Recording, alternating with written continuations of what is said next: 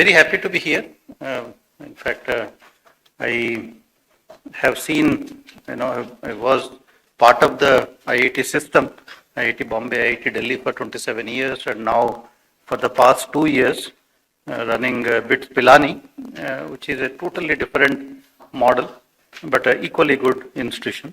So I now have the perspective from public university side and the private university side, the challenges, and I think I hope to see we can bring out some of these as part of the panel discussion. The topic is, entrepreneurial mindsets in academia. There are, in fact, the 3 institutions I have served so far, IIT Bombay, IIT Delhi, and BHES Pilani, have excellent entrepreneurial system. In fact, they rank 1, 2, 3 respectively. And so a lot of things have happened. And I think the goal is to see what has made these institutions succeed and what we can do to instill, similar kind of cultures in other universities and, build in that more deep tech kind of entrepreneurship ecosystems in our universities. Before, I think we start the panel discussion, let me put forth my views because as a moderator, I won't be speaking so much about what I think. I will therefore, present it here. And then we will learn from my co-panelists and see, what we can conclude eventually. I think a lot of things are changing. Indian institutions, thanks to these rankings, I think the character of institutions itself is changing now, good or bad. And it's all about now publications, citations, and patents. So whatever you measure is what is important. What you don't measure is not important. I think that is how institutions are being run right now, which is a sad thing because teaching quality, for example, doesn't get measured. So as a result, the classroom teaching is one thing which is struggling in our campuses. And the students have information overflow from all sides. And they don't think classroom is the best place to learn anything. So therefore, they don't want to come to classes, and then you force them to come to classes, and all kinds of problems. I don't have to tell you; many of you must be dealing with that, on a daily basis. So this publication, citations, and patents is how our entire educational ecosystem is designed on, and all our promotions to assessments to everything. Basically count some of these kind of parameters. And I think while we are also ranked 3rd in the world right now when it comes to knowledge generation, right, that knowledge to wealth translation, we are nowhere on the scene. I think the innovation report metric is about 39, 40 ranking in the world, but that's, thanks to the IT kind of areas where we seem to have done well, but otherwise, if you look at the deep tech ecosystem, nothing much has really happened. I mean, in all our campuses, the startups typically are what? Somebody is aggregating Dobbies, somebody is aggregating carpenters, somebody is aggregating something. And, for every Flipkart, there are 10 Snapdeal kind of companies. That is what all these 117, 118 unicorns are about. And BHES Pilani also has 17 of these unicorns. And there are a couple of deep tech unicorns there. But otherwise, mostly our innovation ecosystem is all driven by the business model innovations. I think that India has done pretty well. And so how do we change that? How do we now encourage more entrepreneurship kind of activities? Even the entrepreneurial mindset, right, which is not just starting a company, it's also having that ability to question and do things differently. So I think if you look at this entire ecosystem, right, we need to go beyond where we are currently, right? I mean, whatever the way academic system today works is there is a problem, right? The problem statement either might come from the academic leader, the faculty member, or given by somebody, and that problems become projects. Once you have a problem, a few people working together, then you tend to, make a project. Somebody will fund that project, and out of those projects, papers will come, right? We all publish very well. In fact, according to DST data, I recently saw per dollar spent, Indians can write more papers than anybody else. So we are number 1 in the world. I mean, nobody can beat us. So you give us money, we will write more papers. right? And these days, even patents is becoming another fashionable thing. And so now today, if you see, we are ranked sixth in the world for patents, right? So all our institutions, you would see suddenly 10 times increase in patents in the last 5 years. So no wonder, we are also now ranked sixth, and we are, I think, growing at double digits now for the past 6 years, I'm told. And so we are also doing very well. But that's where it all ends, right? The projects, papers, patents. I think what needs to happen now going beyond that is those patents ideally should become prototypes, right? And those prototypes need to become products, and those products need to become profits, right? This is how the entire ecosystem, those profits will flow back into the system, and that way from research you generate funds, and then you do all of that. Of course, there is basic research. Basic research is essentially, not that basic research doesn't earn money or anything. Basic research has a much longer timelines when it comes to translation. Otherwise, every research eventually, impacts some sector and eventually generates wealth. Look at gravitational waves. About 100 years, Einstein, predicted gravitational waves 100 years ago. But what application can you have for gravitational waves? Now look at gravitational waves. Almost after after we were able to experimentally measure the gravitational waves, now it has become another tool to explore the outer space. And I was recently in ICA in Pune. Now everybody is building those systems, and it's a huge market now. Those systems, based on the gravitational wave, that's evolving as an industry right now.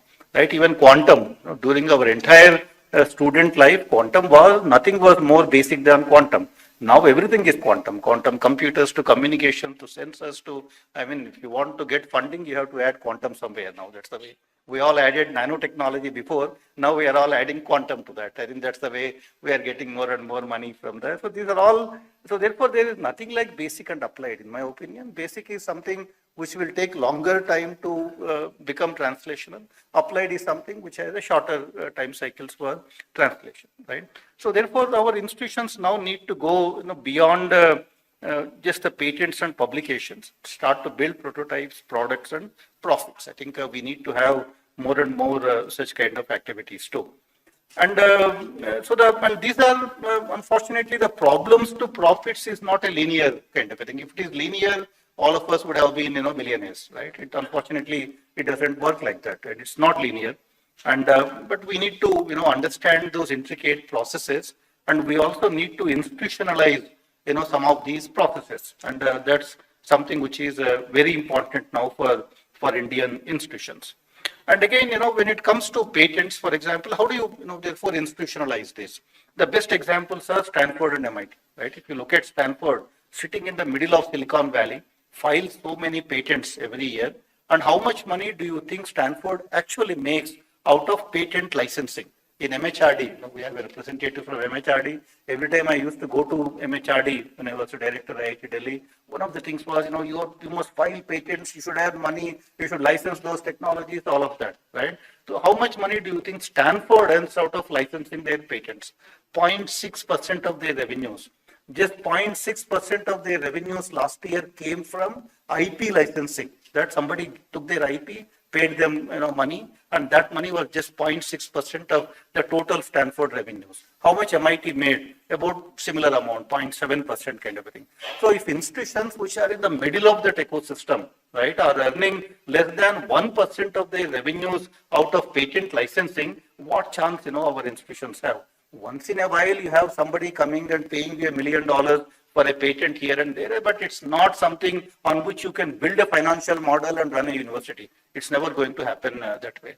But the same Stanford, if you look at how do they monetize their IP, right? The way they monetize their IP is they create companies out of that. They create these companies out of those IP. They work with industries to monetize this IP. So that ecosystem where Stanford, incubates companies and monetizes the IP through industry collaborations, that wealth created out of Stanford, IP is about $3 trillion US, right?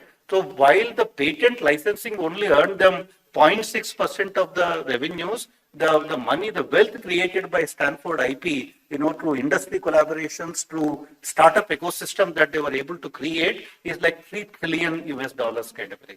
That is where the real value for IP lies. Otherwise, the way we are filing patents, other than lawyers, nobody is actually getting rich, right? They are the only people who are getting rich. But therefore, we need to go beyond. Now, we need to go beyond and see how we can create those ecosystems where this IP will be used by our faculty and students, or even other stakeholders in the society who would create companies out of that and who can build those prototypes, products, and profits. Right? That is one way you need to do that, and you need to also work very closely with industries to ensure that the industry would even put in money and take that IP and then work with you closely. I think these are all very critical for us to actually do that. But in order to collaborate with industries, in order to collaborate with build those startups, you need people of different mindsets among us. Right? I call them the unlike minds. The biggest challenge with Indian universities are we are very homogeneous in nature. Right? We are very, very diverse country, but by the time they reach our institutions, we have homogenized them. How did we do that? We did it first through the CBSE, right? I mean, board exams. Everybody studies the same textbooks, write the same examinations, and whatever it is, everybody gets normalized there. And whatever innovation is left, whatever diversity is left, the JEE exam will kill that. Right, and after that there is nothing left. By the time they come to the quota would have killed the 50% of it, and JEE would kill the remaining 50%. By the time they come to our university, they all think exactly the same way. They solve a problem the same way. Everything essentially remains the same thing. Right, that is our biggest challenge. So how do we make our institutions now, the heterogeneous? How do we build that unlike minds kind of a concept among our universities? That is what I believe we need to be doing. I think NEP talks about it, multidisciplinary universities, all of that are good, but what are we doing with that NEP? I mean, what we should be prioritizing, we have actually put them in the shelf, and what we shouldn't be talking about so much, they are the ones which are actually, we are playing such a big thing about with those kind of NEP thing. NEP, if implemented in the right spirit, could be a transformative thing for the Indian institutions. But I think, I don't see that unfortunately happening. I have written about it, I have talked about it. I think that is something that we need to be doing. So these unlike minds are basically people with different attitudes. That's where academia industry collaborations will help. People from different cultural backgrounds, internationalization can be very useful in that respect. People with different disciplines, right? I mean, the multidisciplinary kind of activities leading to, problem solutions. That's again the way we need to build those unlike minds kind of a concept. The second thing is also about the culture, right? I think that our entire reward processes are all basically measuring the academic depth, right? That's what we are essentially, all our processes are designed for that. But in addition to academic depth, how do we measure the translational breadth, right? That's also very important. Academic depth is there, but the translational breadth is something which is very important. In our campuses, I can tell you, I know enough of IITs, enough of BHES Pilani now. A faculty member who would have created 500 jobs, right, is valued less compared to a faculty member who would publish a nature paper.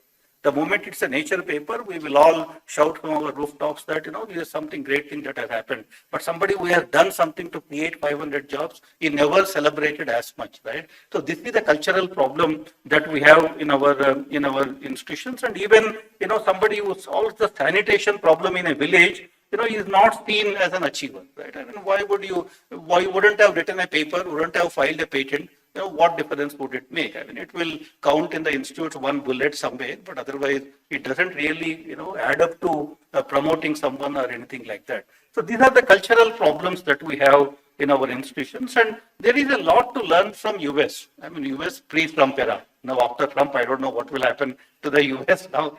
We're all worried about the US, as much as they should be. But I think US, everything transformed with the Morrill Act, right? It was in 1862. There was this land grant university model US launched. What was the land grant university model? They basically said teaching, research, and public service. The land grant university model was you get all the benefits from the government only if you connect with the society. The connection with the society could be developing technologies for agriculture, developing for manufacturing, developing for health sector. So you basically solve societal problem. That's why you find many of those universities having Texas A&M, right? That are agriculture and mechanistic arts, or MIT. All these institutions came as land grant university model, where the entire focus was connect with the society.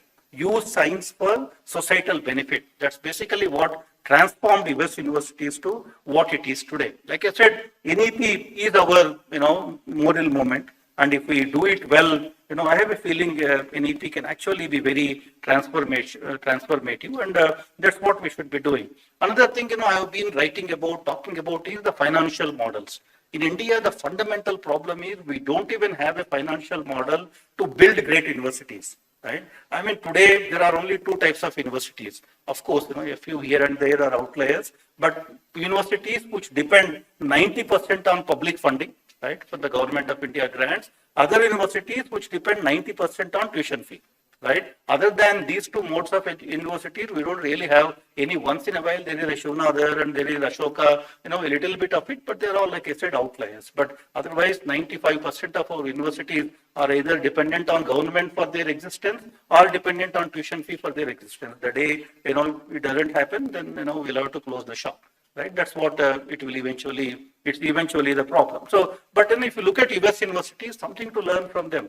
US has very diverse financial models, right? US, the endowments contribute, a huge percentage. In Stanford, it's almost like 30% of their revenues come from endowment funds. Stanford tuition fee component is only about less than 20%. Stanford only makes less than 20% out of their tuition fee, because 30% of their revenues come from endowment fund. In IIT Delhi, for example, the tuition fee component is just 6%. Right? Only 6% of money comes from tuition fee. Every student's education is subsidized up to 94% in IIT Delhi, IIT Bombay kind of places. So I have all the data, I usually have slides to present that. And in BHES Pilani, many universities, the tuition fee will be about 85 to 90%. So that's what it is. So we are nowhere close to the Stanford, a private university model, that has that endowment fund which is supporting their education. Similarly, research overheads. Right? Stanford charges something like 50 to 60% overhead on any project you give in Stanford. The 50% of money goes to Stanford towards the university costs, right? Whereas the faculty member gets only the remaining 40 to 50% money for the actual research project. How much do Indian universities make out of the overhead costs? 4%, 5%, that's all. In IIT Delhi, I did the study 6 years when I was the director. We raised about 1,400 crores from sponsored research projects. How much overhead IIT Delhi earned? The overhead is the money that comes to university. Earned out of those sponsored projects, 4%. Right? How much money IIT Delhi spent in executing those projects in terms of air conditioning, the buildings, these, that, and all that? 11%. You do research, you lose money. Right? At least IIT Delhi overheads is plus 4%. In private institutions, it will be minus 20%. Because any funding agency you go to, they say how much you will put in. As if we are all sitting on tons of money that we can pay for that. Whenever they tell me, I say that I'll have to charge more money from the students, as tuition fee, and give you, that money for that project. That is what. There is not even a financial model to run research projects in our university. So that's another. Therefore, that financial model is what we need to first of all put in place. The philanthropy component, the endowments, the tuition fee component, about 1/3 of it, and then the overheads on research projects. All of these need to be, first of all worked out. And I wrote to ministry, there are a lot of white papers I submitted, and but unfortunately, ministry problem is every 2 years there is new secretary. In my 6 years, I saw 5 secretaries, 4 ministers in Ministry of Education. Everybody was good, but everybody only worked for those 2 years on what they thought was important. There was no continuity. Nothing really happened, because of that in the ministries. And in ministries, there is nothing like handing over, taking over process. So everything is completely broken. So the new guy will come and start on his own. There is nobody transfers anything to them.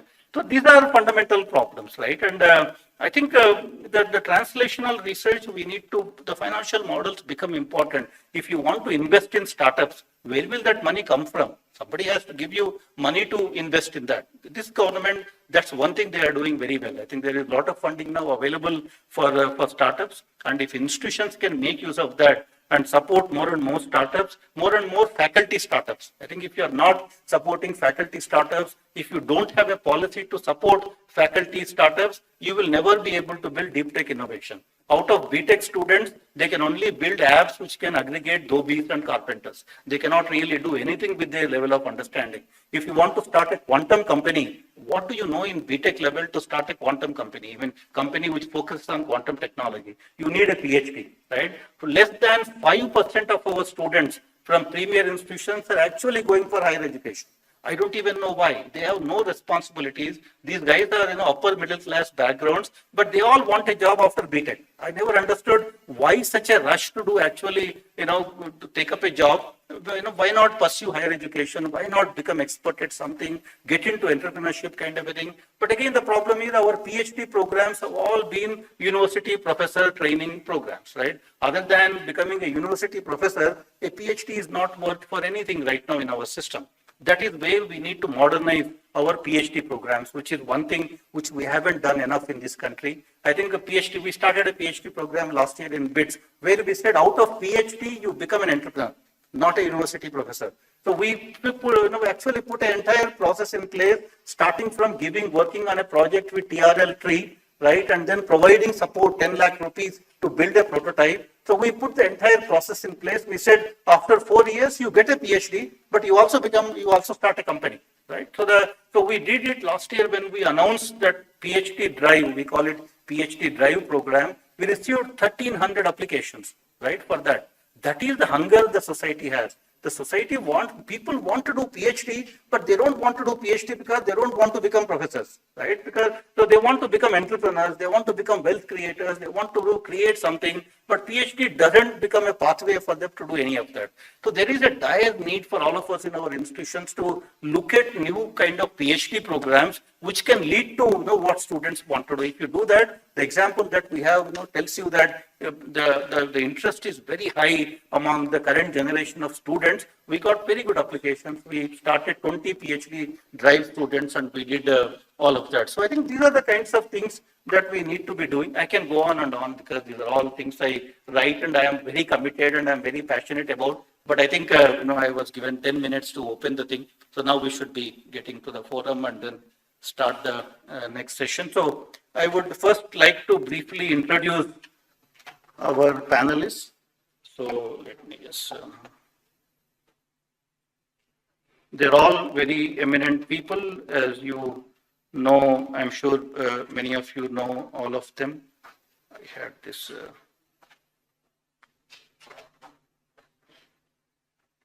Here. So we have Dr. Pawan Kumar Singh, who is the director, IIM Tiruchirappalli. And he's the current director of IIM Tiruchirappalli. And he has previously served as the director of the MDI Gurgaon and was director in charge of IIM Indore. And he was also the first chairperson of the academic committee and nodal officer for the mentoring of IIM Sambalpur. So I think the perspectives of an IIM, will be very important for the entrepreneurship kind of an ecosystem. Then we have Professor Y.S.R. Murthy, Vice Chancellor, Assam Royal Global University. And Professor Murthy has a very distinct background for a Vice Chancellor. He is an IAS officer. So he was an IAS officer rather, former civil servant, 1985 batch. And he is currently the Vice Chancellor of Assam Royal Global University since September 2024. He was the founding Vice Chancellor of RV University, Bangalore between 2020 to 24. And he served in ministries and the Prime Minister's Office, President Secretariat, Cabinet Secretariat. So he holds the distinction of serving both the government as well as the academia. I think his perspectives will again be very interesting for this panel. Then we have Dr. Madhu Chitkara, the famous surname of Chitkara University. She is the Pro-Chancellor of Chitkara University, Punjab, and Chitkara University in Himachal Pradesh. An academician and entrepreneur extraordinaire, Dr. Madhu Chitkara co-founded Chitkara Educational Trust in 1998 with a vision to impart quality education to seekers in the region. And then we have Dr. Yogesh Brahmankar from the Ministry of Education Innovation Cell, and he is the Innovation Director of Ministry of Education. He serves as the Innovation Director in Ministry of Education, Government of India. He leads the development and implementation of innovative initiatives and best practices aimed at fostering student entrepreneurship and cultivating an entrepreneurial mindset. He has over 24 years of experience spanning both industry and academia. He spent the last 10 years dedicated to his passion. And so he comes from the ministry, currently serving in the ministry. Then we have Mr. Rajesh Pagadala. He is the president of TAI Hyderabad and also founder and managing director of Pagadala Constructions Private Limited. And he is a visionary entrepreneur with over 30 years of experience in organizational management, project execution, strategy planning, and business growth and other things. So we have Dr. Pagadala. So these are the panelists we have, and so we will start with the panel discussion. So let's start it now.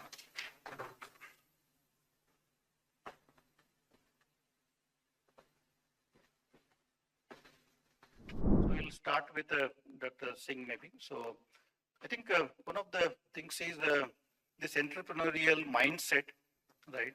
And what exactly in your university you are trying to do when it comes to this entrepreneurial mindset? I mean, any special initiatives or some programs that you are doing which we can all learn from? So, fine. Dignitaries on dais and off the dais, and dear young researchers also, some they are sitting. So because we are all on the same turf, and I feel that talking to academician is like a cricket team playing on their own home turf. So we can be very, very frank also. Sir, fostering entrepreneurial mindset in academia, this is the topic, and with permission, I would like to come on the very spirit and direction of the topic. As I have understood it, because we need society with full of entrepreneurial orientation. Society means students. So academicians, first of all, have to be persons with entrepreneurial orientation. As teachers, so the students. Yatha Raja Tatha Praja. On that postulate, as the teachers would be, so the students would be. So academicians should be also charged with entrepreneurial orientation. This is the topic. And we are in the role of academic leadership. So academic leaders should promote academia to develop entrepreneurial orientation. This is the topic as I have understood. Now in this context, sir, I will come to what I am Tiruchirappalli in humble way is doing. But I would like to say, coming to the topic, fostering entrepreneurial mindset should not be limited to a discussion that developing entrepreneurial qualities only. To my understanding, entrepreneurial mindset means giving opportunity to an individual to convert one's potential energy into kinetic energy. What Upanishads also say, or it was reminded by Swami Vivekananda, that purpose of education is to help individual to actually convert his total possibility what one can become. Education should help that to become. So we can expand the scope of the discussion of fostering entrepreneurial mindset also to that helping academicians to think originally.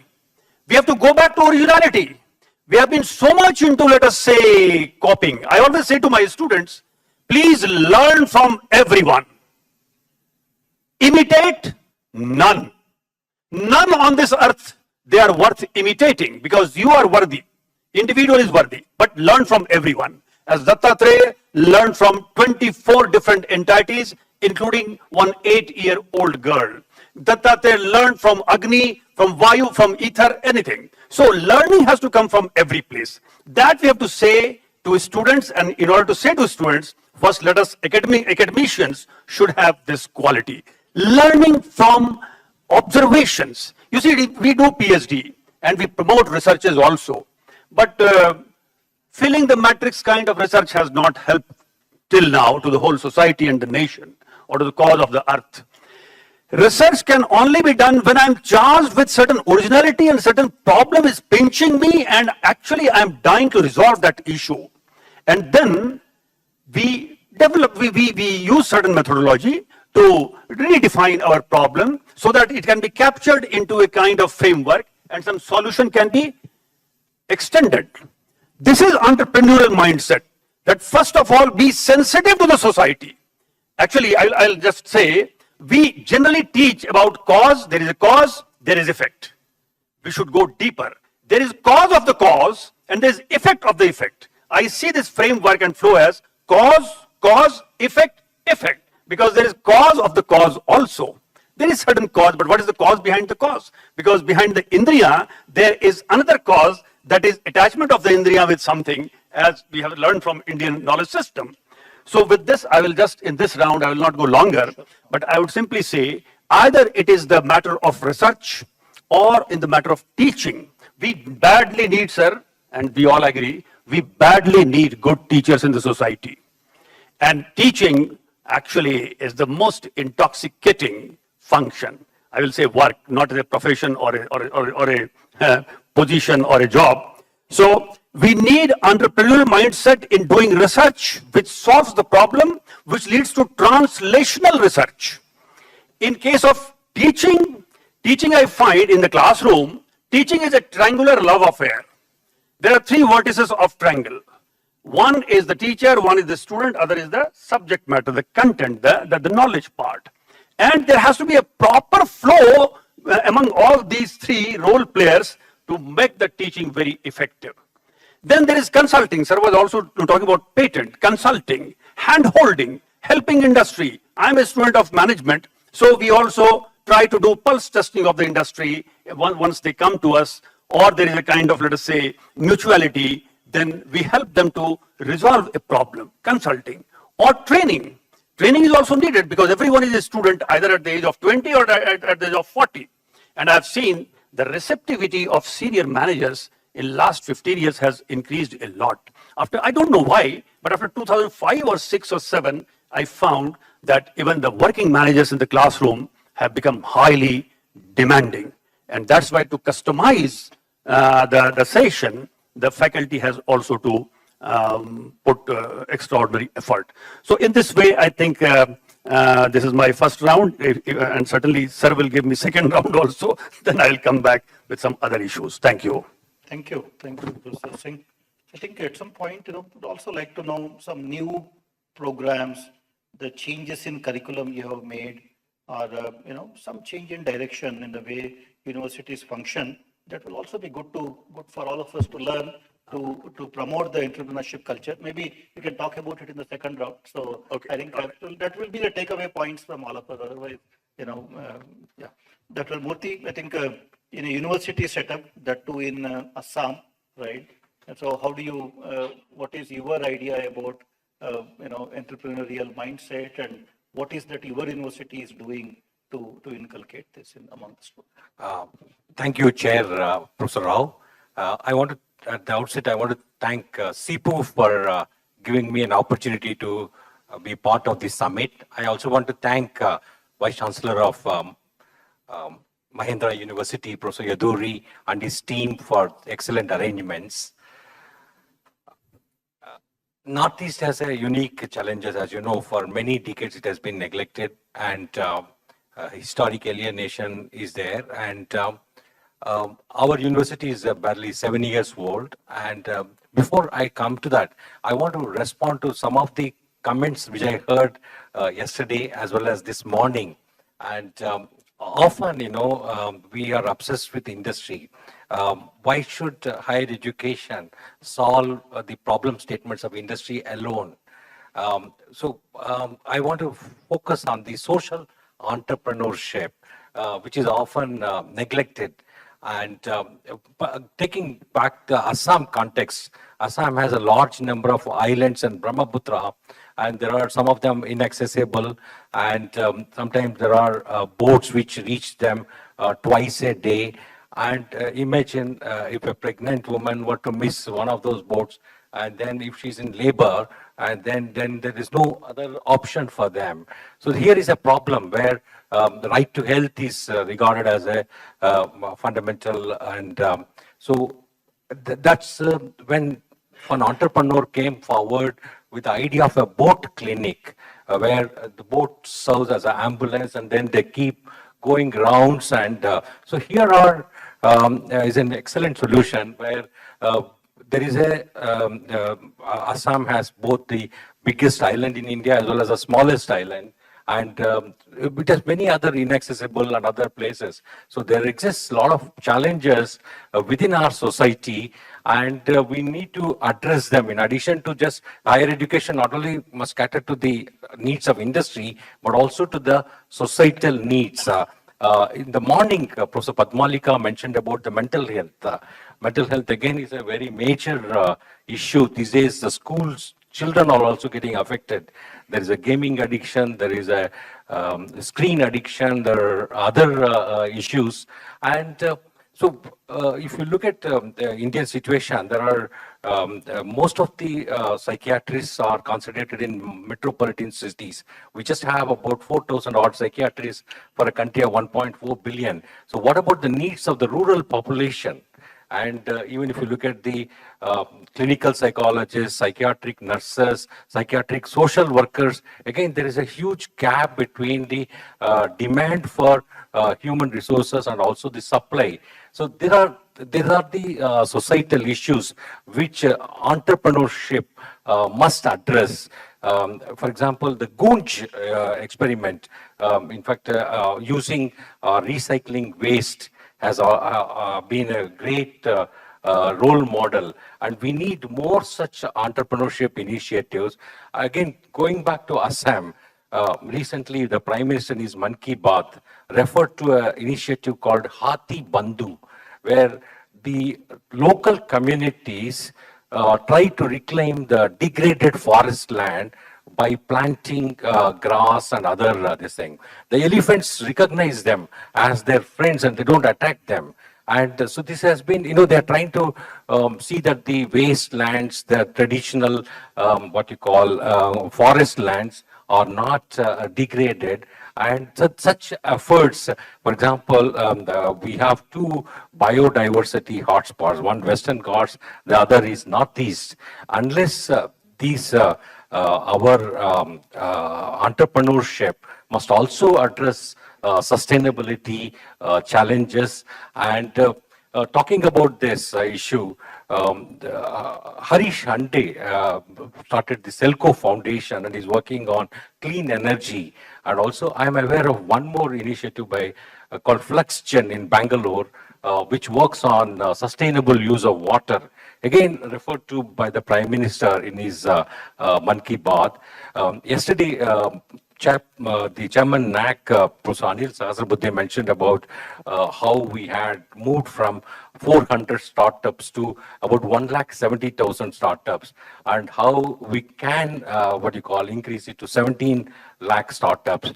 And for that to happen, the higher education needs to do a lot more, and then translate this vision ideas among all the stakeholders, including students, parents, industry, and other community, and so that it's possible, and that alone can make us from the current fifth position among the world's largest economies to third, or even eventually second by 2047.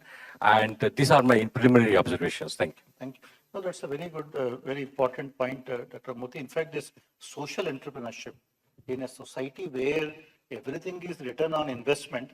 In fact, I heard recently that students are counting up to second decimal point now on the return on investment these days. So now how do you encourage, promote social entrepreneurship activities? I think, we'll come back to discuss some of that. So, Dr. Chitkara, I think, being a private university with all the autonomy that you have, what are the things Chitkara University is doing to promote the entrepreneurship culture or even that entrepreneurial mindset? Thank you. And first of all, we must thank here off the stage and on the stage, the CIPU and the Mahindra University for such a great infrastructure and such a great people here, those who are welcoming us with open hands. So I think, first of all, we all must appreciate their efforts. They have given us the place to talk and to work about it. It's a great panel here, and you have seen the only odd man out is the odd women, and such a great panel. That's what you make it a panel, otherwise Yes, it's it would have been a manal. man panel. So just in 2 minutes, sir, if you give me this liberty, that I just wanted to tell that this is a private university. I am a passionate teacher, mathematics teacher. Long back, I started teaching in 1976. So it's almost 49 years into the teaching profession. And I taught P2P. I always say I taught P2P, primary to PhD. And it's a journey where I have learned so much. In our times, we used to do COBOL, Pascal, Photon, and I did my PhD, all analytics on using those things. And now we are talking about ChatGPT, AI, generative AI. So whatever sir knows better than me from the technology side. When we started, and it's that is why people say that you are an entrepreneurial, because me, my husband both started the university, and we were Punjab University professors, mathematics. And in our dictionary, 1 plus 1 is not 2, it is 1 plus 1 is 11. So that is why in very short span of time, we are able to create that culture where I am able to talk about this very heavy word, the entrepreneurship in a university. We are a very young university because started in 2010 as a university structure. What happened, it was just by chance maybe, and it was our luck, that 2002 we were affiliated to Punjab Technical University, and 2007 was my first pass-out batch. The student from that pass-out batch was placed in HCL from the campus placement, and we started with 220 students at that time. He came back after 1 year, and he was from a very tier 2 place from Punjab. He came back and he said that, ma'am, please give me 50,000 per month, and I want to start up my own idea is to be created. And actually, in our times, placement was not a concept, and this entrepreneurship was also not a concept. And he came and he said that, give me the money. And I was surprised. I said that, why I should give you the money? We are also short of money because we are a private college. It was a college. Nobody is giving us the fund. So it's not a, and I was never into that startup system or the seed money or what this is. So he came to me, I flatly said no. That is why I'm saying that sometimes the destiny plays a great role. And he went to my son and he said that, Bhaiya, mere ko paise de do, because ma'am to de nahi rahi. He came to me and said, Mama, please give it, because it's a great culture, because he was from US. He came from there doing MBA from University of Berkeley and Harvard. So he came and he said, it's a very common culture. You have to start from scratch. So let us start from him and let us check. So we gave that idea the Tri-Deal. And it was for the Tri-City, Chandigarh, Panchkula and Mohali. And that product gave such a great fruits that within 3-4 years, Paytm took over. And from there onwards, you can say that it was a well-begun half-ton. So it was started that culture when even we were not the university. So from there onwards, we started working on the incubation centers. And how we started. When the sir was saying that it has to be in the mindset, has to be changed, and it has to be in the DNA of the system. So how we created that DNA? We said that now let us start with one of the departments. A department was CURIN, Chitkara University Research and Innovation Network. And we said that there are 3 paths to be followed by the professors. And we called everybody. And we said that let us do one thing. Those who only want to do the teaching, go to the teaching side. Those who want to do only research, start doing some research. And those who want to do the both, they want to do something in research, something in teaching, that there is also one path to be followed. And the only condition was that if you are in a department of CURIN and you are only doing the research, you have to handhold at least one student. Maybe it is from the first year or the second year or the third year. So you have to handhold that where he should also be part of your product. I'm not saying that they will be able to do any research, but if you are a good researcher, you will be having an inquisitive mind. And if you have an inquisitive mind, you will do something very different.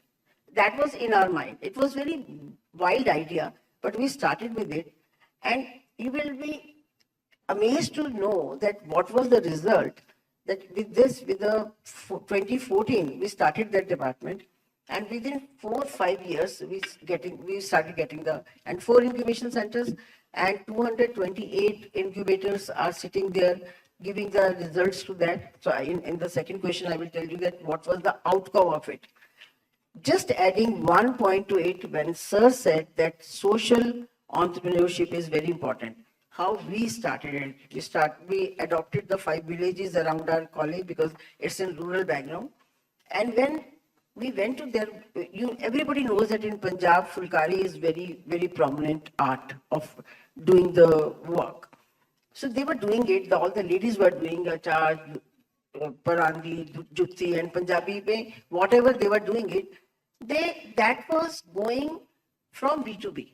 So they were the mediators and they were not getting any profits, those illiterate ladies. So we told our MBA students, sir, and we started the Chitkara Mandi. It's a very beautiful concept, and I think many colleges can start those small social benefits given to the society. And from there, my students of MBA, marketing, sales, and the BBA students, they come up with the idea that let us start Chitkara Mandi. And now it is for the last 10 years we are doing it. We are buying the products from those ladies, taking the place in the malls, giving it to my students, and they are selling their products. Now it becomes directly B2C. Whatever profit is gained, they're giving back to the society, giving back to the ladies. And what is the outcome? Students are not getting anything monetary, but they are learning how to sell the products. So I think these are the small steps if we do, because we are not getting any fundings like IIT sir said that you're getting many fundings from the governments, but we are not able to get that.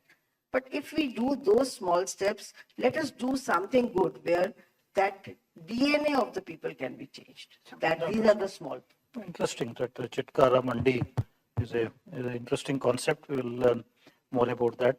So now coming to Mr. Yogesh Brahmankar.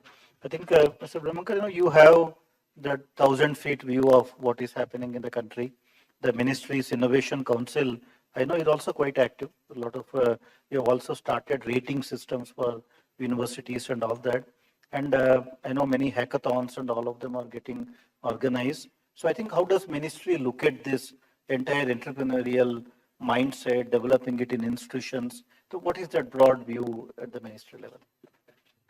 Thank you so much, sir, and thanks CIPU and Mahindra University for having us here, and thanks for providing this opportunity to me.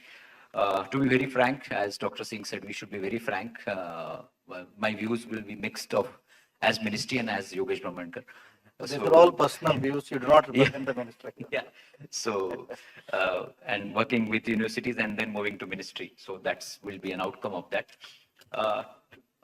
Coming to first part of it, how ministry looks at it and how the things are happening. I'm sure most of you are aware about Innovation Cell and Smart India Hackathon, and the structure of IIC institutions, Innovation Council. These are the initiatives where we tried actually promoting mindset, entrepreneurial mindset and problem solving as a mindset. And we see very good active participation. But of course, if we talk about overall participation, maybe that point I will come in later part, what ministry is expecting. But if you talk about mindset, which is against the set mind, and all of us have set mind because of our education also. The one very important, as all leaders are sitting, who are running universities or who have started universities, which itself is entrepreneurial. It's very important to maybe look back at our assumptions if we really want to promote. And sometimes I feel that when I talk to my friends, why universities have started talking about or started working on entrepreneurship. It's like every FMCG company started talking about our product is natural or herbal. So entrepreneurship was in periphery and is still in periphery in academic institution, and same in Delhi, in ministry also, and like Dr. Rao rightly mentioned that in his talk also. So, and why people shifted to herbal FMCG industry? Because it is need, or everybody is fed up of that. Same thing is about entrepreneurship, I guess. So universities are treating it equally, but many times my experience is it is as per convenience. And if you really want to promote entrepreneurial mindset, as the first speaker, Dr. Singh mentioned, that we should challenge our assumptions. We should promote that in our faculty. So one very important thing is that we should focus on more of capacity building. And I think this is one of the right forums. When I was invited, I was talking to a couple of office bearers, and I said, how much capacity building CIPU is going to focus on? So for faculty members, this is the first layer of CIPU. We have the highest strategic leadership sitting here, and then we'll have a second layer and then third layer. So first, our teachers, where we should go for an entrepreneurial mindset. Second thing is, these kind of things are like Ayurvedic medicine. Promoting entrepreneurial mindset in an academic institution is Ayurvedic medicine. First is it will require consistency and trust by leadership, a lot of support. Second, it will take a lot of time. I always say that it's like शक्कर जो होता है पानी में घुल जाता है, खड़ी शक्कर भी होता है, time लगता है. So leadership has to have that patience, and when I mean that, leadership has to have that patience. That means, and I heard some wonderful stories of Mahindra Incubation Center, where you started funding 5 lakh rupees, 10 lakh rupees from university account instead of an incubation center, which the CEO of the incubation center was sharing. So that is the patience. Patience is all about not only so it is about allowing someone to do something which was not done. And it is also about maybe having some free hand. It's not only about funding, as even Madam Madhu mentioned. That is another dimension. And third is that, which Dr. Rao initially said, very nicely you put it, sir, that we do what gets measured.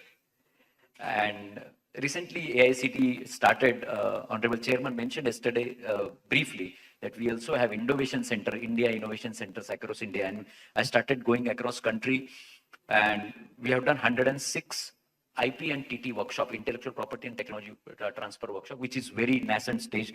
And sir gave us figures, what is possible, what is not possible. Just an awareness.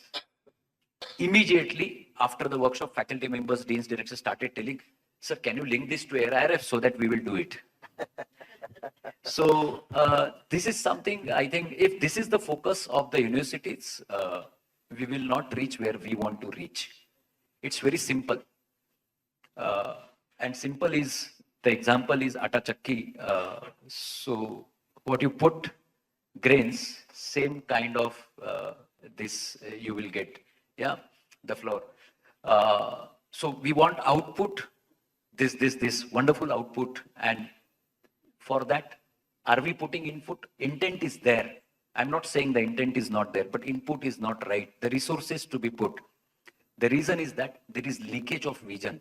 When it goes from a pro-chancellor is sitting here, and deans, vice chancellors are saying, so vision is, I think there is no doubt on the intent of the people who are sitting here, and even the intent of people sitting in your leadership cabins at the institutes who might be deans and directors. But there is subtle leakage of the vision.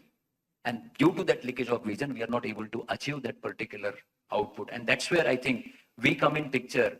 And I'm so happy to be here gathering. I started traveling and going to these kind of gatherings, and even Dr. Y.S.R keeps traveling. So the thing is that, like any, means most of my team members, we are 18 officers now, and we're working like sales officers. We are selling entrepreneurial mindset and calling universities and let's do it. And the next question comes, which some of the members sitting here ask me, so kitna fund denge aap?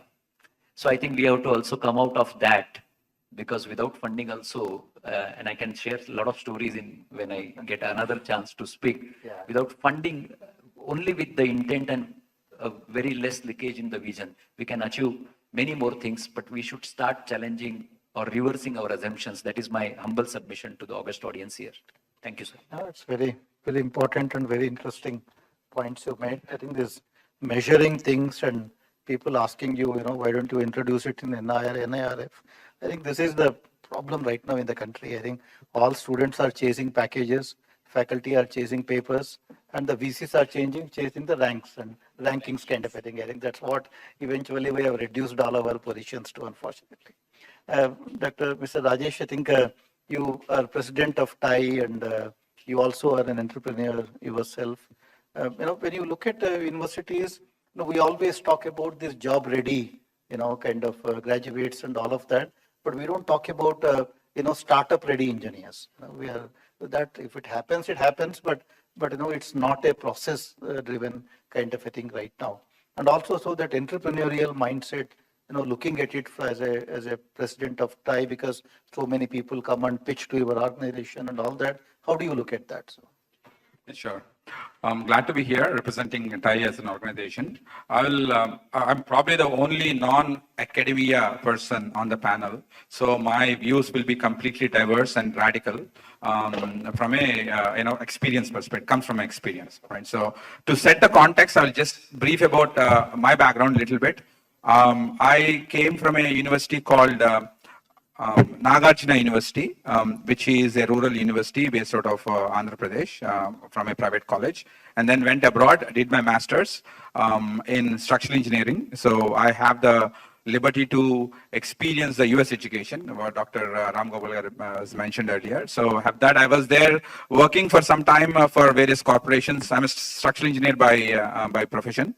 I worked there for a few companies. I started my own business and then sold that business, moved back to India, and then started, with a family office or with the family members, we started another construction business. That's what I've been working on. So I'm a first generation entrepreneur. This is my background. So I've been back to India for the last 15 years. So I'm kind of pretty much, I think I'm a Indian now, right? Even though I hold US passport, I am an Indian now, right? But from a TIE perspective, I'll just take a minute to explain you what TIE as an organization we do, right? So we are a bunch of entrepreneurs who come together and help the young entrepreneurs. When we say a bunch of entrepreneurs, people who have, set up businesses, did cross-border transactions or sold companies in US or in other parts of the world. They settled here. They had, offices both sides of the world. They've been managing large companies. So like this, we have 65 chapters across the globe. So Hyderabad is one of the chapters. We have 150 or 160 charter members who are well recognized entrepreneurs who have done some decent work and decently enough successful entrepreneurs. And we help the ecosystem, the young budding entrepreneurs. When people who have came out of college, people are in the college, or people, youngsters who are like 4 to 5 years into entrepreneurship, how to help them, and this kind of, that's the work that we do. And because of our global positioning, and out of 65 chapters, 29 are from India, 27 are from US, the rest of them are rest of the world. You have a chapter in Amsterdam, you have a chapter in Sydney, we have a chapter in Singapore. So we bring in the expertise or what is happening across all the globe. Our programs are tied to our experience from across the globe. So so that gets ingrained into how we need to do things, our perspective, right? So our programs are, we have programs in college going kids, and we have programs in high school going kids also, so in the entrepreneurship space, right? But you see, what is an entrepreneur? In our view, he should be a all-rounder. He should be good at 5-6 different things, okay? No matter what, to succeed. One is obviously the sales marketing. Idea could be anything. Idea could be something that you pick up from an incubation cell, or you could pick up somewhere else, right? Idea could be anything. It could be a business model. See, every vertical of sciences, say you talk about sciences curriculum, maybe you talk about engineering curriculum, or you talk about business curriculum. All these curriculums are having these kind of new ideas where, either it could be a patent driven or it could be a process driven. Innovation is happening from a entrepreneurship perspective. Everywhere in colleges, it's happening, right? That's what we see. But to be for anybody to be successful, what is really required is the overall ability to manage things, manage people, manage sales, marketing, manage finances, raise capital, convince people, convince the team to be able to drive or walk with you. So these are the skills that are fundamental to an entrepreneur. Without this, no matter what we do, would not work, right? So that's a fundamental thing, right? And these guys are born in such a way they will not work for anybody. So they want to work for themselves. They want people to work with you, right? So when Dr. Ramgopal Garu is mentioning, when entrepreneurship in certain universities are happening at a PhD level, I personally think, sorry to say this, but we are way far behind. Entrepreneurship cells in PhD, what PhD levels? We are talking about entrepreneurship cells in high school graduates, 9th to 12th. We have colleges, we have a program called TYE, the young entrepreneurs, right? People at 9th, 12th grades, people are getting involved into entrepreneurship. It's a curriculum getting ingrained into schools. Forget about universities. Universities in one step behind. A PhD is, I believe, it's far over in my view. So I would strongly request the leaders of various universities here to really think, innovate. It's like what AI is happening. I hope you see this, right? AI is happening. AI is actually transforming the world right now. Like that, entrepreneurship from a young people mindset is concerned is happening right now. So everybody wants to be an entrepreneur, in my view. People don't want to work for anybody. If there is a money given by a parent, they would want to start a company and do something, right? So that mindset is ingrained in high school kids. So as a college or as a university, you yourself as a startup, you have to innovate yourself, the programs to ingrain this kind of an approach towards various aspects of your curriculum. That's what I think. Thank you. Yeah, no, that's a good point. And the PhD thing was more with reference to the deep tech startups, more on quantum, nano, and those kind of areas. I think we will have just one more round, and then we can open it up to everyone who wants to ask questions. I think there are many things that we can discuss. It's an endless discussion.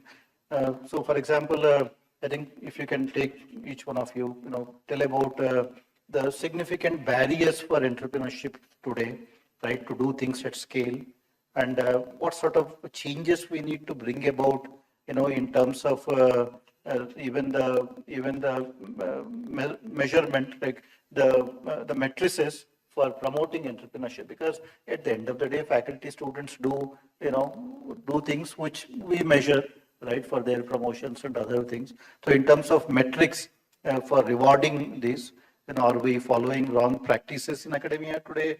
Publications over prototypes, theory over translation, or do we need to do a course correct? I think if you can give your views on that and some of the innovative schemes that you have in your universities, which you have launched in your universities, which have been successful, right? I think we would all like to learn from that. So we'll start with you, Professor Singh. Thank you. So question comes back in the second round, again fostering entrepreneurial mindset in academia. In IIM Tiruchirappalli, which is 14 years old institution now, and still we don't claim we are a new institution, certainly not.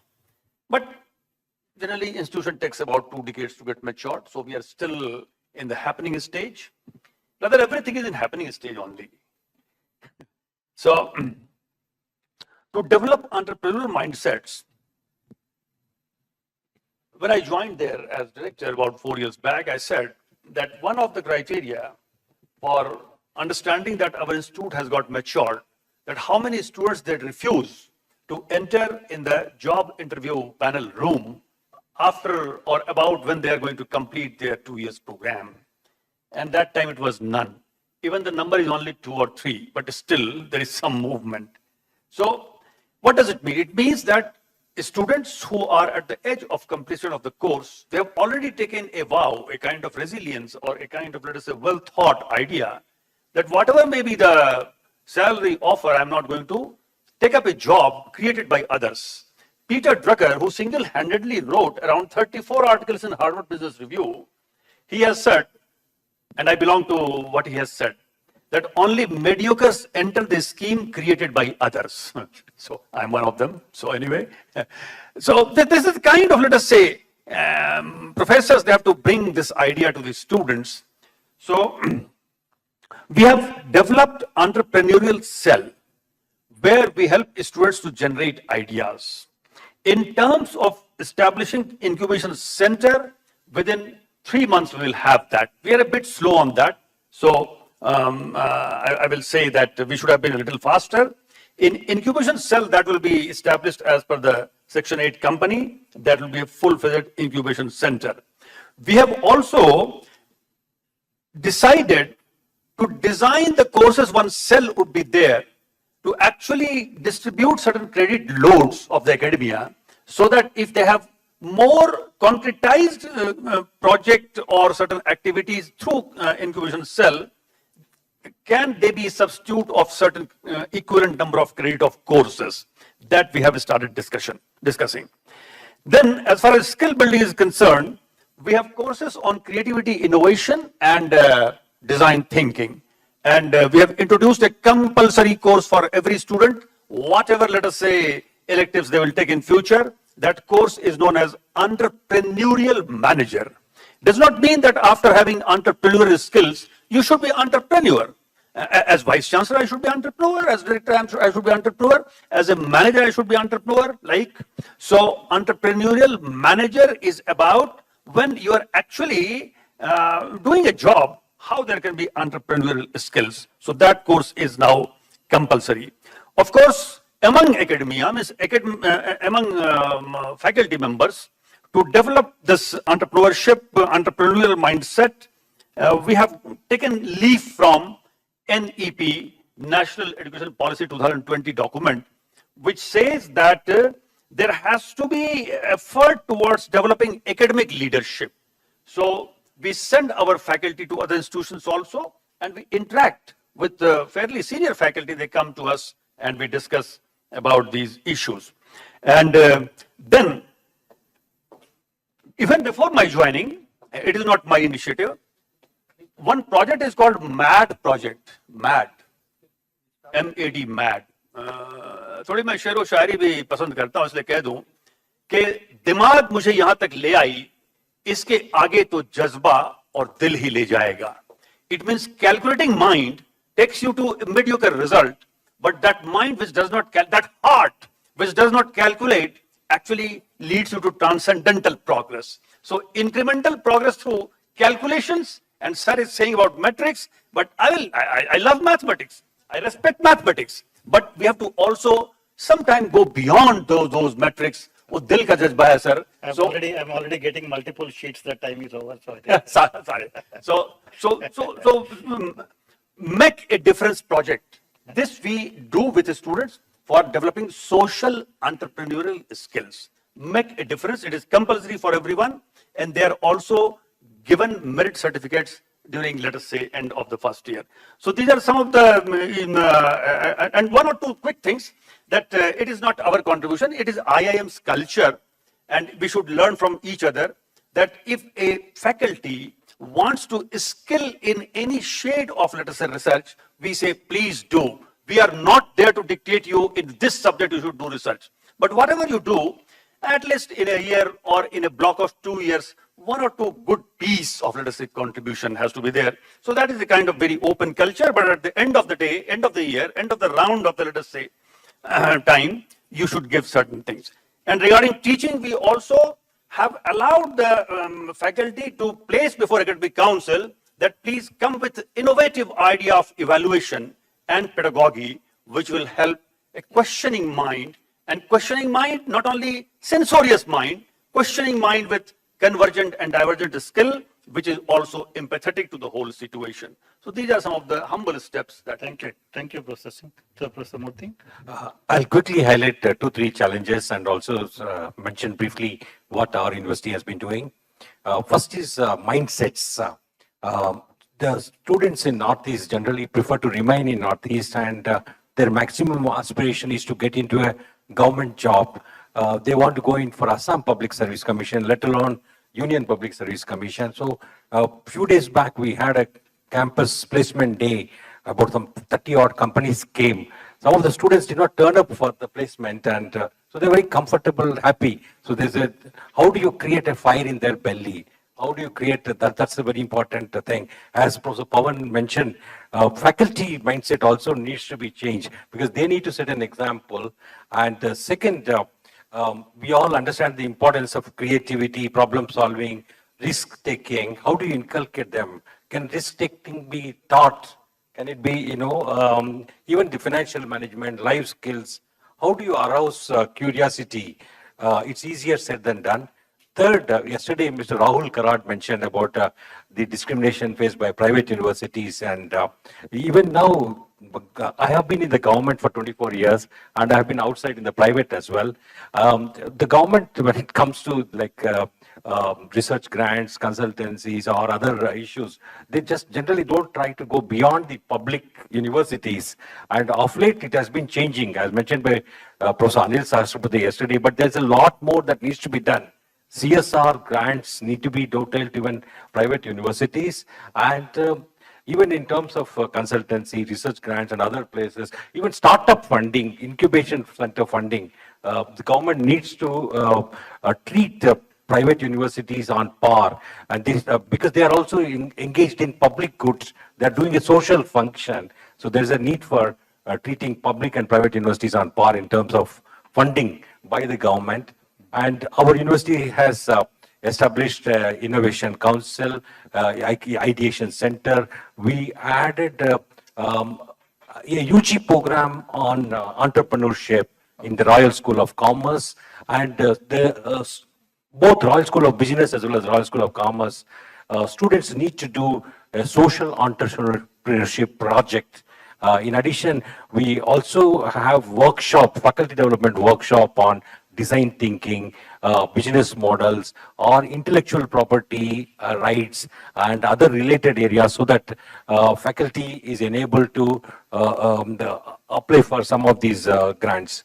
So there are many other things we are doing, and ours is a barely 7-year-old, and but we are in the process of inculcating entrepreneurship. Our Chancellor himself was an entrepreneurship and industrialist.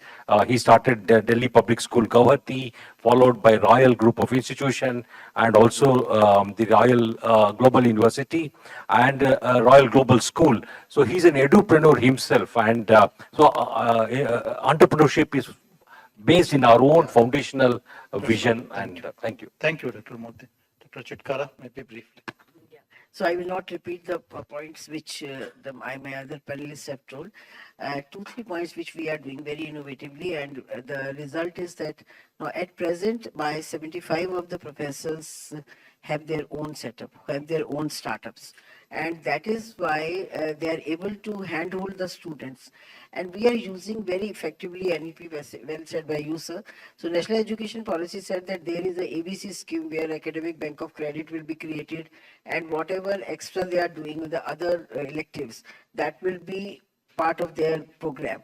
So I think that in that way, we have started a parallel program. It is DICE, where we are saying that this is a Department of Interdisciplinary Program, and we have 18 schools in our campus where they are working, and some of the products came out in the market, which are the combination of pharmacy and the hospitality school. So they come with the energy bar. These are the small steps which the students have started doing, and the result is that they have 4,000 plus patents, and they are working on some of the projects. And in Punjab there is a stable burning and there are the problems, so we have given the solution to them. We are working very closely with the government of Punjab, where the problems are given by them to us. So we are now going to the MSMEs and going to the government saying that 14,000 Scopus Index research papers are there with my professors and the students. Now, nobody is using it because industry-academia interface is not very clear. Whatever we are doing, industry never asked for it, that what the research you are doing. Whatever they want, we are not doing it. So we have now started going to them and asking them that what are your problems. So they are giving us the problems, and we are telling our researchers those who are the teachers who are handholding the students, both of them working together are giving the solutions. And I will give you only one example. Tynor is a company, everybody knows that they are making the products. So they came to us, and Dr. Singh came to us and he said that, I'm so proud of professors and the students. They gave the idea to them and they were so happy. They were on cloud nine that, okay, we are able to get the solution. And they gave them the money in return. We never asked for it. But now this cycle has started working, and now we are doing the Global Week every year, sir, in Chatkara. For the last 14 years, we are doing it, and we have a collaboration with 240 universities all across the globe. So we have given the buddies from the same interest of research, and those of the professors, one from, for example, we are working with Deakin University 2+2. We are working with Arizona State University, where 2 years students are with us, 2 years they are going. So we are giving one buddy from here to that university, and the result is that they have started co-guiding the research scholars, and they have started working on the common patents. So these are the very small steps where the results are so good that now we are getting the consultancy from the industry and even from the government. The last point, which I think sir mentioned, that it should start from the school education. So we have hand-holding 220 schools. We have a teacher education program. So we have signed a MOU, formal MOU with the school educators, and we are helping them out. The result is that some of the students from school education, 8th class student is getting a place in our incubation center. We have 4 incubation centers sanctioned by DST and getting the funding from, we are doing the Smart Hackathon two times in our campus also. So they are getting now funding from the government. Good. And they are from 8th and 9th class. So that ecosystem we have created where because there was a gap. And we said that if higher education is not hand-holding the school education, there is a vacuum. What higher education becomes the industry for the school education. What we asked for, school education is not doing it. So I think that was a gap, and we are doing with the students, those 220 schools all across all around our university.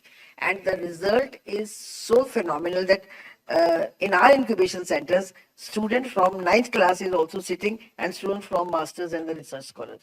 Very good to know, Dr. Chatkara. So I think Dr. Brahmankar, what is... Finish in less than 2 minutes. Yeah, I know we're running short of time. So 2 points. One is what we are trying to do new is the school point. Very happy to share that just before 2 days before we reached here, we got 102 CRs from Department of School Education Literacy to Innovation Cell to promote across schools where IIC institutions, the higher education institutes, will be mentoring more than 8,000 schools in India, initially as a pilot for this year. That is something the ministry is looking at. So we are coming on a big way. And then on our own, we are going to motivate more than 10,000 schools again, taking help of our institutions innovation council, the higher education institute. So you need to be now very matured as IICs, because we have 120 members, at least 70, 80 are here, so that you can contribute. Yes. And that's the inflow you are getting. Yes. Second is what we are trying to do new is that, see, we cannot do everything from Delhi. So we are developing multi-layer, multi-level regional ecosystem. And entrepreneurship is quite regional. I'm sure we have an entrepreneur sitting here. It's quite regional. So every institute to develop a local ecosystem. And my promise as Yogesh and as innovation director, 52 weeks, I can give you 52 resources if you want to do anything. That's a promise. Yeah. And you can catch hold of me, yeah, after the session also. So, and you have to develop a institutional ecosystem and then regional ecosystem. Then it will survive and sustain. Okay. So you don't need an innovation director. That's the agenda. And then in entrepreneurship, we say there is an ask always at the end. So I have a couple of asks from all of you. One is that don't look at, and most of you will be having incubation centers. We have Dr. Karad sitting here. We have people who have run big universities and IITs. I was always asked when I was running incubation center in an ex-university that how you will become self-sustainable. It's a good thought to be self-sustainable, and there is a lot of going in the incubation. But I always said that don't look at incubation centers as cost center or profit center. Can you look at it as value center, as leaders? If you start looking at incubation value centers, I think this discussion next year and next year would be more vibrant and different. That is first ask. Second is that we have a NISP and we are revising NISP this year, National Innovation Startup Policy. Sir mentioned about faculty startups. In NISP, there is a clear guideline on faculty startup. You reach out to us for anything normally you know why management is afraid of faculty startup. So mera research kaun karega, ranking to research ko milta hai. I was asked by my vice chancellor when I was working in university, Yogesh, I get ranking on this. I do not get ranking on how many faculty have startups. Okay, so that might not come for next 10 years, but then we should not stop because that faculty is going to have multi-dimensional impact on your culture. So that is what I think we should look at. I think the last point is that what happened to cricket, that you have got a lot of players coming from tier 2, tier 3 and small towns after Dhoni and team. And there is lot happened after IPL. You know, I don't know how many of you know, but somebody is getting 24 crores or something like a year. No. Very, very small villages and towns, n number of players are coming. And that is going to happen to entrepreneurship in India. And who is going to play the IPL is, I think, all of you. Yeah, thank you. That's a good point. I think we need IPL for startups. Sir, one thing which I want to tell and to all the people here, that 30 seconds, 79% of our startups are women-led. So that is a great achievement for my organization that I'm so proud that 79% and those are from tier 2 and tier 3, sir.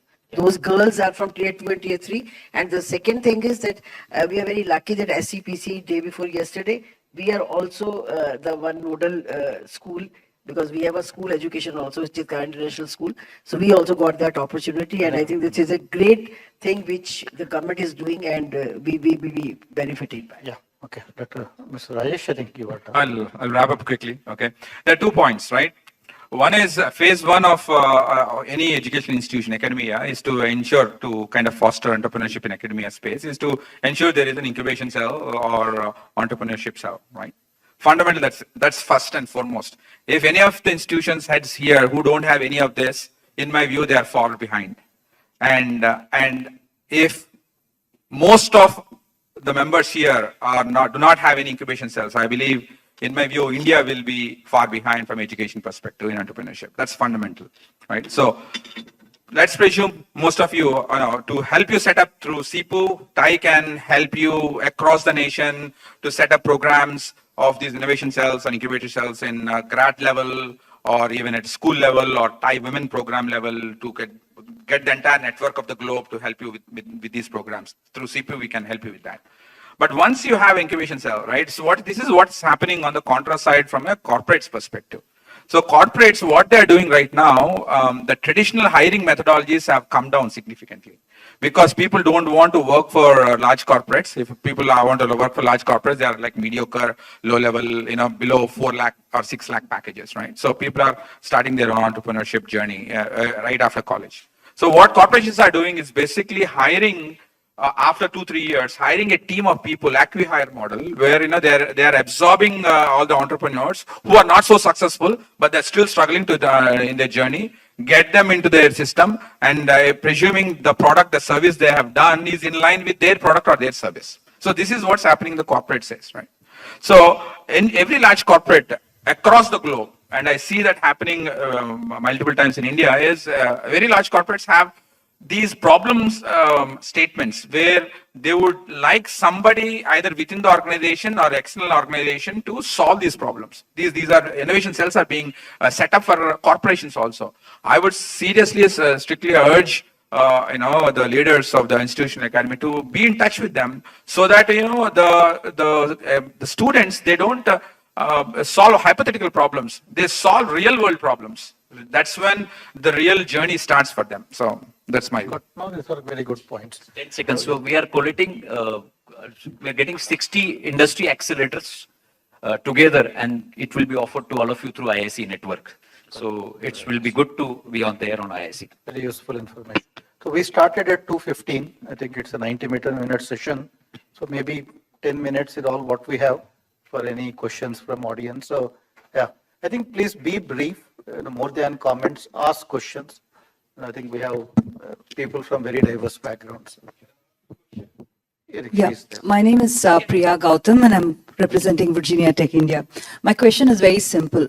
Today, women are not there in most of the STEM related startups. And I remember you mentioning about startups have always been aggregators.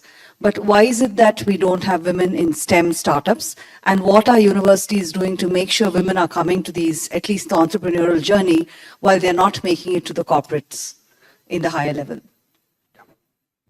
Yeah, at least in BITS now, you can check the website. We are starting a major women entrepreneurship initiative funded by one of the ministries, and I think that's happening. But I agree with you that we don't have enough women startups. Yeah. Well, from a world perspective, that's not the case anymore. Okay, we see a lot of in various programs, right? In Thai, we see a lot of programs attended by women, participated by women. We have women-specific programs, and the fabric of entrepreneurship from a woman's perspective has fundamentally changed in the last 2-3 years. Okay, it may not be affected in academia, I'm not sure, but in the real world, it's changing as we speak right now. It's a positive sign, changing as we speak. In India, I think it's 12% women-led companies right now. Yeah, So 11. I agree that there is a disparity. So. See, there are three factors which affect the entrepreneurship as per the ecosystem: social capital, psychological capital, and financial capital. Earlier, it was more of a psychological capital. Then the issue became this more of a social capital, your socio-cultural this thing. Today also, if you put a boy and a girl, and if they both pitch 20 lakhs funding required, normally a girl is asked, it's too much. Correct me if I'm wrong. So we still need to work upon it. We need not fight against it. We have to take along the people.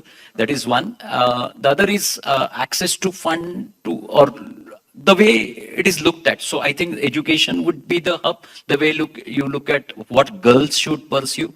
I used to have students when running incubations. When she went to market, the vendor said, "Papa ko ya bhaiya ko leke aao." So I think if we start working practically, and we have very good researchers, we have to bring those researchers actually to incubation centers to guide the entrepreneurs, and to such leadership forums where they can guide the leadership to work again on the socio-cultural factors. That is still there. So we have to still, I think, work upon. Coming to STEM, I think DST was leading a lot of schemes. DST is still leading a lot of schemes. There are Niti multiple Ayog schemes getting started. launched now. Yeah. Niti Ayog also started WEP, Women Entrepreneurship Platform, which did pretty good. But again, I think we have to go beyond events. Yeah. Most of the programs, sorry to say, we are not recording. Achha, we are recording. Yeah, let's have more questions. Yeah, you wanted So we have to to go beyond events and do more of a hand holding. Yeah, please. My small suggestion, I think, Like sir, in- one I adding to his point is, this is a co-ed university. Mahindra is a co-ed university. very much, there's so many girls. Sir, see, around. please, all the girls stand up. All the Mahindra University students stand up. Sir, see, all the girls. So that, so I think you can't say that it is just the motivation to be given by the educators like us. He's talking of STEM entrepreneurship. Yeah. Not education, we have. No. But they will be 90% of them will be Jugadu entrepreneurs, sir. By ladies, by birth, are the entrepreneurs. No, but I should also And- tell you, in STEM, the women percentage is only about 15-20%. But- So but in- obviously, the startups from them will also proportionately scale. I think But in that's social, accepted as sir, a fact. yeah. So, but She's social. talking of STEM entrepreneurship. Yeah, that is That will okay. be low because we have few girls in STEM fields right now in the country. Yeah. My summation is, like you see in the industry, you have a cluster of universities, right? Cluster of universities. I think to my mind, our whole system of entrepreneurship or product development, instead of being supply-led, it should be demand-led. Meaning what? Create regional clusters, 8, 10, 9 universities, public plus private, working in the defense industry. AI industry, AI, metallurgy, unless you work backward from the problems. Yeah. I have seen every university, everybody has AI lab, same equipment, repeated. Yeah. So regional thing, what one gentleman said, regional. So this focus has to be cluster universities where a lot of learning and sharing should happen and division of labor. You made the point. You This want to- is in line with the point I was mentioning, right? Entrepreneurship is very regional. okay, and demographic driven. The issues Hyderabad was solving 10 years ago is different. The issues Hyderabad is solving as entrepreneurial space, they're different. Rajasthan is different. Jaipur is different. So every, like you said, clustered approach has to be taken. But fundamentally, how do you get real problems is through industry connects. Fundamentally, universities have to be abroad, US and Western worlds, the universities are tightly integrated with corporations. Most of the corporations' challenges are solved by the universities. Have we done this in the last 25, 30 years? I'm not sure because I have not come back to academia. But when I left India to US, it was not the case. And I still see we are far behind. This cluster thing we haven't done enough now. Yeah. Sir, my query is general related to first I will want to introduce myself, Professor Manish Vishesht.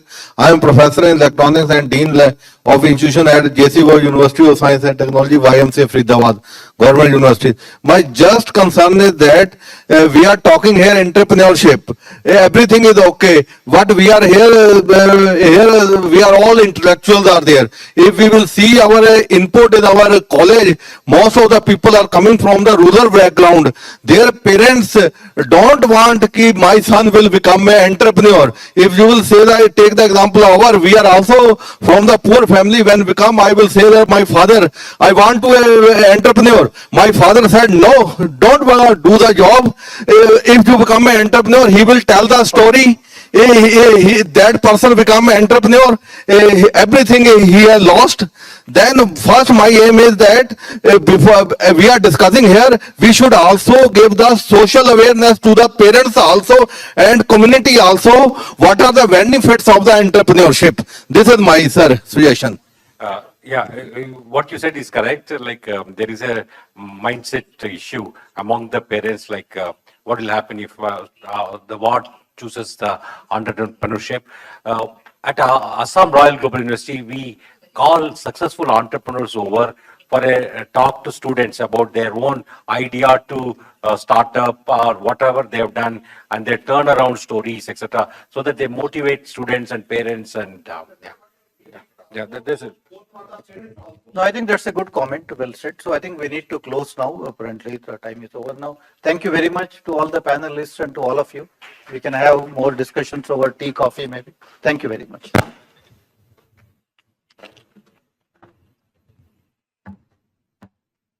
It was really a high energy conversation on fostering entrepreneurial mindsets in academia. Reluctantly, we are closing this session. Now I would like to request Professor Gopal Pathak and also Professor Sandeep Sancheti from CIPU to felicitate our guests.